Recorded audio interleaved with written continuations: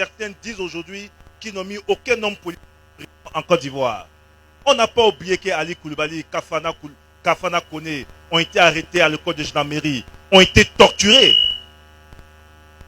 On n'a pas oublié que Jean-Jacques Béchot, considéré à l'époque comme militant du RDR, accusé d'avoir fait un complot de cabine téléphonique, etc., a été arrêté, torturé au sous-sol de la présidence de la République.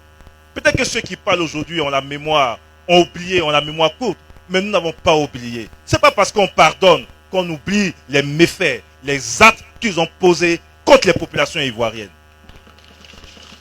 Ils veulent la vérité, on dira la vérité. Qu'ils disent merci à Alassane Ouattara. Parce que si tous ces Ivoiriens qui ont subi de part et d'autre peuvent s'asseoir aujourd'hui ensemble, manger ensemble, avancer ensemble, c'est parce que le président a pris de la hauteur. Il n'a jamais été un président revanchard. Il n'a jamais voulu opposer les communautés les unes contre les autres. Alors qu'il a gagné, le premier acte de réconciliation du président Alassane Ouattara, c'est d'avoir préservé la vie de Laurent Gbagbo.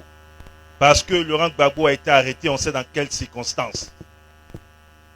Dans ces circonstances de trouble, il aurait pu être assassiné par n'importe qui. Le premier acte de réconciliation d'Alassane Ouattara, c'était d'avoir préservé la vie de Laurent Gbagbo.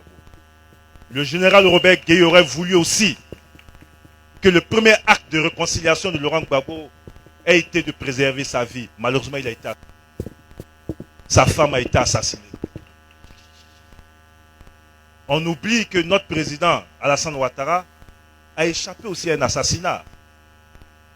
Il a eu sa vie sauve grâce à l'ambassadeur de l'Allemagne, puis celui donc de la France. Je suis obligé de venir sur tout ça, puisque certains disent qu'on ne peut pas la reconnaître sans dire la vérité, mais la vérité c'est aussi ça. Ces pauvres dames d'Abobo sorties pour réclamer la démocratie, qui ont été bombardées. Certains s'asseyent devant des femmes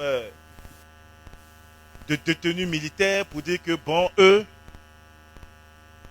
comment on peut les accuser d'avoir jeté dans un marché et que eux, présidents, à l'époque, d'avoir jeté une bombe dans un marché et qu'ils n'ont jeté de bombes dans des marchés, donc ils ne sont responsables de rien.